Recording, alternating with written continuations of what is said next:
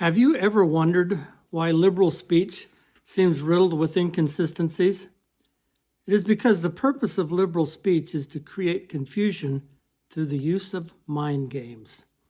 This video discusses a few of these mind games. Understanding them causes them to lose their effectiveness, and politics will make more sense. Welcome to The Political Mechanic. My name is Stephen Thane.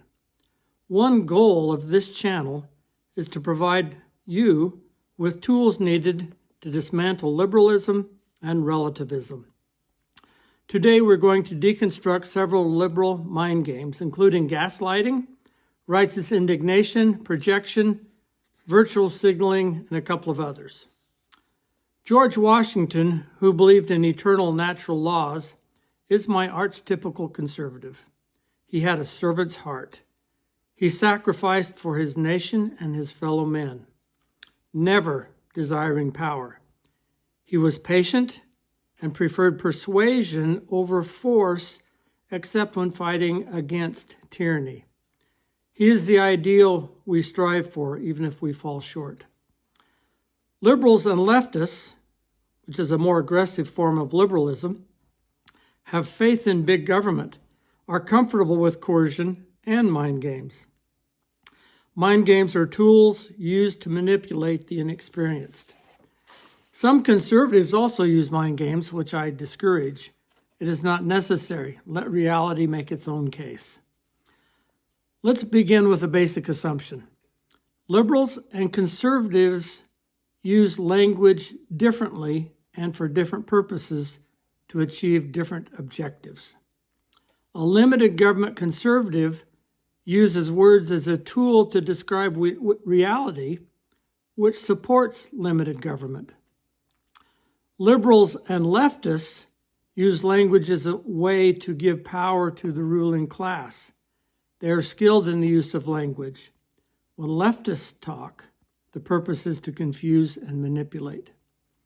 Language, therefore, is used either for clarifying the natural laws of the universe so liberty can thrive, or language is used to distort reality to gain power, which leads to tyranny. For example, Marxists preach that they need the dictatorship of the proletariat in order to usher in an ideal society. Someone that falls for a political philosophy that argues as the first step for dictatorship is really naive and does not understand human nature. No communist state has ever relinquished its power. Another basic point before we begin: all liberal political systems, from liberalism to communism, grow from the same fertile soil of arrogance and justified coercion. They are able to overlook the evil of imposing their will on others because they think it is for societal good. Arrogance is the glue that holds them together. This arrogant feeling of superiority allows them to justify controlling others. Humility, persuasion, and service should be celebrated by conservatives because they are rarely found on the left. So let's begin with the first mind game, which is gaslighting. Gaslighting is a manipulative tactic where someone makes you question your reality, your memory, or perceptions.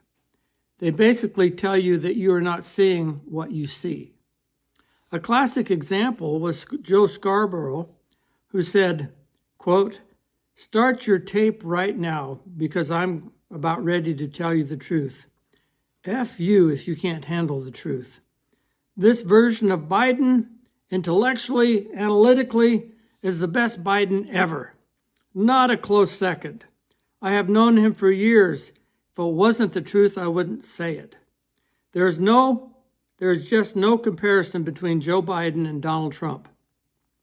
Historians will look back and they will say, why was this race close in February?" Unquote. Biden was subsequently forced out of the race by Democrat power brokers because of his mental decline. Scarborough was simply lying. And after this performance, nothing he ever says can be taken on face value. The second mind game is righteous indignation, or stating a so-called fact with conviction. The example above of Joe Scarborough also demonstrates this. He made his gaslighting statements emphatically. Most conservatives are disarmed by such conviction. Remember, conservatives should stand humbly before reality. Loud, brash statements are foreign to us. So when we hear a liberal speak with such conviction, it is disarming. Leftists, on the other hand, use language to manipulate. They have noticed that the louder they speak and with the more conviction they speak, the more likely they will influence the timid. And conservatives are often timid. Righteous indignation can be a tool of manipulation, as is being offended. The third mind game is projection. Projection is a mechanism where someone attributes their own thoughts, feelings, and actions to another person or group. There is a philosophical principle that states, the faults we find in others are actually things we think about ourselves. It is called projection. A good example is Vice President Harris, when asked on CNN whether she thought Trump was a fascist, said, "Yes, I do." She was projecting. Both Vice President Harris and President Biden were using the power of the DOJ to attack President Trump with lawfare. Trump faced several legal charges in an attempt to knock him out of the presidential race. They were trying to destroy their political opponent using the power of government while accusing Trump of what they were doing. The fourth mind game is virtue signaling, which is an attempt to show other people that you are a good person without doing anything. For example, by expressing opinions that will be acceptable to them, especially on social media, indicating that one has virtue merely by expressing disgust or favor for certain political ideas. Christ spoke of virtue signaling when he said, quote, "And when thou prayest, thou shalt not be as the hypocrites are, for they love to pray standing in the synagogues and in the corners of the streets, that they may be seen of men. Verily I say unto you, they have their reward." Unquote.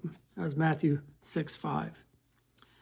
Virtue signaling reinforces the arrogance of leftists, and since all liberal power comes from arrogance and self-importance, virtue signaling is necessary for leftists to keep up their inflated ego. Other examples of virtue signaling include signs or bumper stickers that say, "Wage peace, not war," or "Tolerance practiced here," or wearing a wristband promoting the popular cause of the day. Those that have real virtue do not need to virtue signal. The fifth mind game is demanding tolerance. Tolerance can be used as a weapon. The paradox of tolerance is a philosophical concept suggesting that if a society extends tolerance to those who are intolerant, it risks enabling the eventual dominance by the intolerant, thereby undermining the very principle of tolerance. And who are more intolerant than liberals? A good example of misplaced tolerance is the gender-affirming care movement. We can be understanding of those with gender dysphoria. However, to be tolerant of cutting off sex organs of minors is not tolerance, it is weakness. G.K. Chesterton said, quote, "Tolerance is the virtue of the man without convictions," unquote. It implies that true tolerance requires a strong personal moral compass, and if you tolerate everything without standing up for your own values, it indicates a lack of conviction. The sixth mind game is accusation. When a liberal says you are a fascist because you support President Trump, this is an accusation without foundation. When liberals accuse conservatives of hating the poor or minorities, this is an accusation. Liberals use accusations so they don't have to talk to you. If they label you an undesirable, as Hillary Clinton did, then they don't have to listen to conservative logic, which they are afraid of. One way to counter accusations is to point out that this is an accusation, which is an ad hominem attack, that it shows a lack of mental clarity, disrespect, and jumping to conclusions. The seventh mind game, and I'm sure there are others, is often used by those running for office using vague or poorly defined words. The leaders of the old Soviet Union said they were for peace. However, they defined peace differently. To them, peace was the absence of capitalism, which allowed them to engage in war while using pleasant-sounding, peaceful words. Politicians will do the same thing by using limited government language, but defining it differently than you would. When a politician says they want to help the poor or have efficiency in government or empower the people, we must ask for details.